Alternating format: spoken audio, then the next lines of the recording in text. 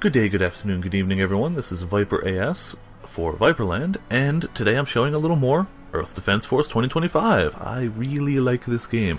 It's a lot of fun co-op, but even single player, I'm really enjoying it. This is the Fencer. This is the class I started as when I was playing with one of my friends on local co-op. It's a lot of fun co-op. I find it more challenging single player. Your experience may vary. I'm gonna pick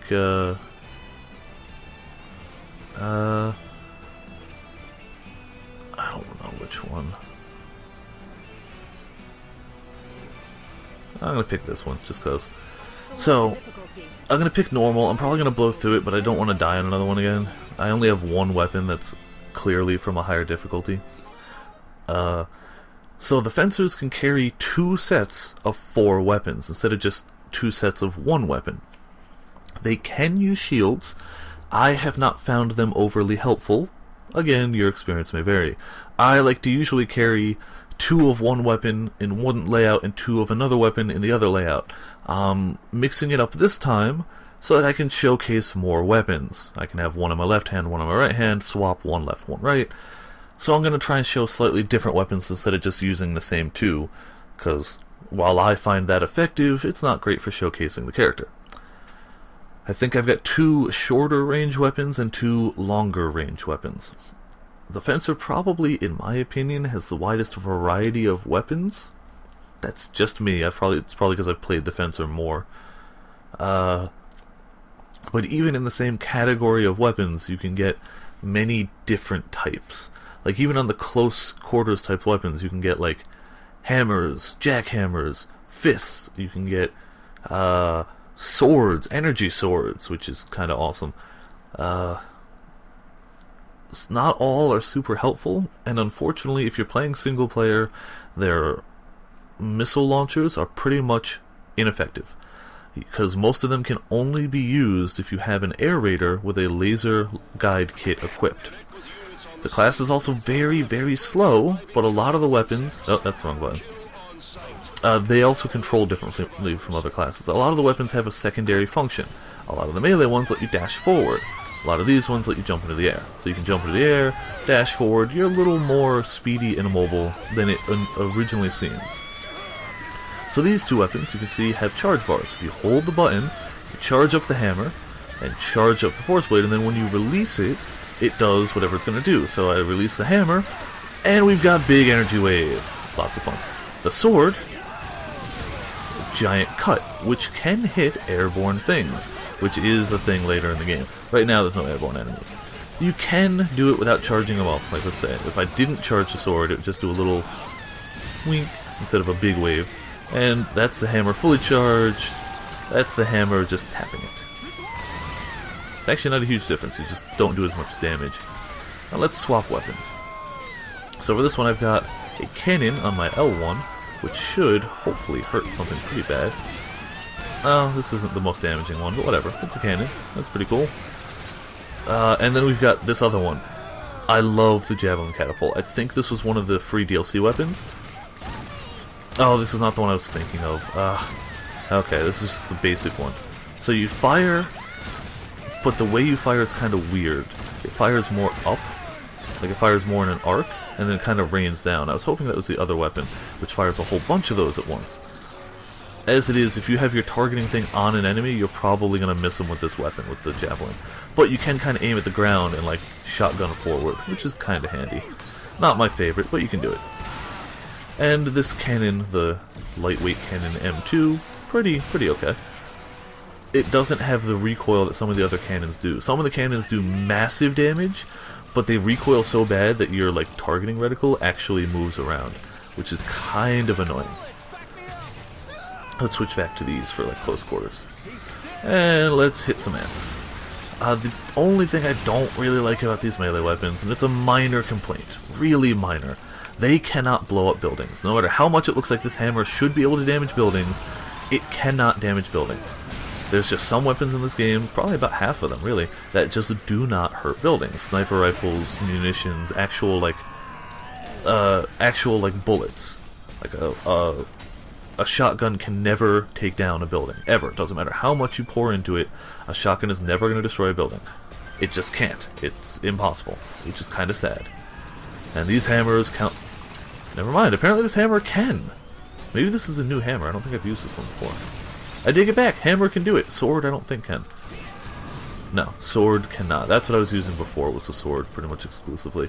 They do have ammo, like anything else, and you'll have to reload them eventually. Huh. I honestly didn't know the hammer could do that. I've used the swords pretty much exclusively the longest time on the fencer. So lots of boosting. You can apparently, though I don't use shields, so I'm not 100%, you can apparently like boost cancel with the shield. So if you have one boost weapon, you can boost and then like block with the shield to cancel the like that end animation there, and then just boost again. But I don't use shields, so I haven't tested this theory. It just comes from a thing on GameFAQs. So I assume it's true, but I've not tested it. Oh, I would actually argue more than the ranger, the enemy of the fencer is tiny little walls. If you're boosting around and you're trying to dodge something and you're being evasive, and this tiny little fence is in your way, it stops you.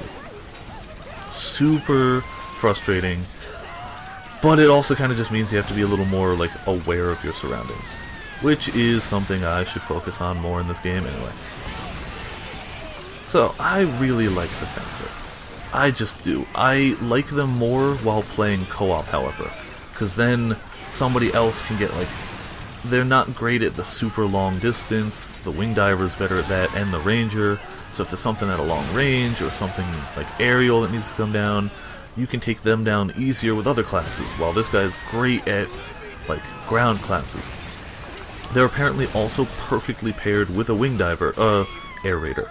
Because if an air raider uses one of their weapon slots for a laser guide kit, most of the missiles that this class can use become effective. They actually say on the weapon description, like, cannot use without laser guide kit, so you'll know not to bring it into a map unless you've got an air raider.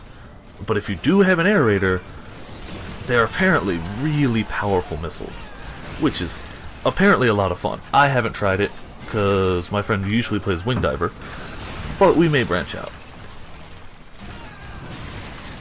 Actually, I take that back. My friend used to play Air Raider, but he'd never bring the laser guide kit because that means one less weapon for him.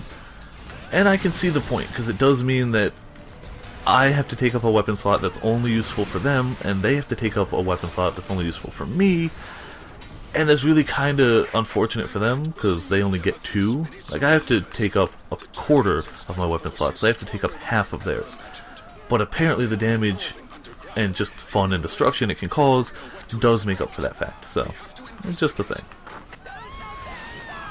Alright, boosting around. Let's get some height, actually. No, height. It can be confusing, because this is the only class that controls differently from other classes. Only slightly, but slightly enough. It's because they have other weapons, they have to be able to use all of them. So normally, R1 is fire, L1 is jump or roll or whatever your class does, R2 swaps weapons, and I honestly don't know what L2 does. Ants can pick you up sometimes, but you can punch them to get rid of it. Don't, like you can fire even when they pick you up. Don't have an explosive weapon equipped at that time, or you're gonna have a bad time. Damn it. Hammers, on the other hand, totally fine. Hammers and swords.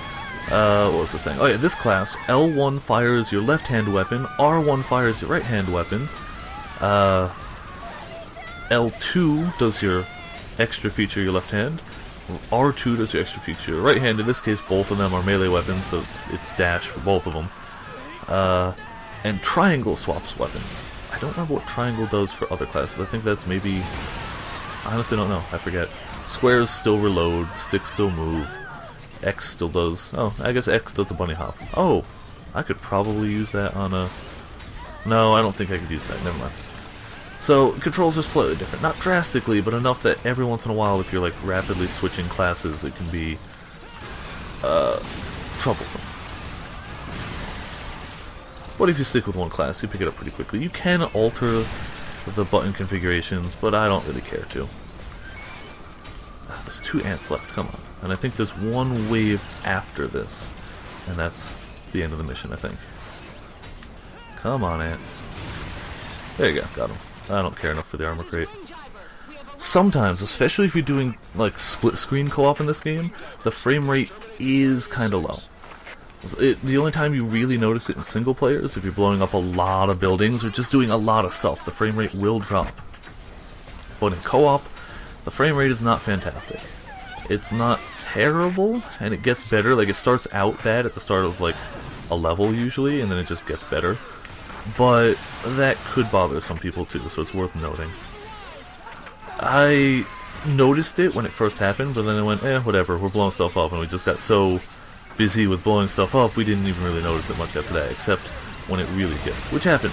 Sometimes if you've got like 4 players all unloading tons of shots, blowing up buildings, ants going everywhere, it can slow down. But hopefully that doesn't bother you enough to not look into this game, because this game is amazing. Come on, kill the ant. Alright, let's pick up some crates. This is the mission, I think this is mission 3, maybe 4, but this is the mission where the wing divers come into play, storyline mode. This is where we first see them if you're not playing one. So as you can see, they're shooting lasers and stuff, ants are dying, we're just kind of helping out. But from this point forward, we could probably do nothing, and the wing divers would finish off the ants. But there's no fun in that.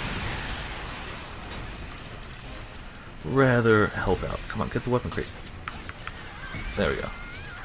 I don't know if there's even any good weapons I could get on normal for this class right now, but I'm gonna pick up the crates anyway. And hammer the last ant.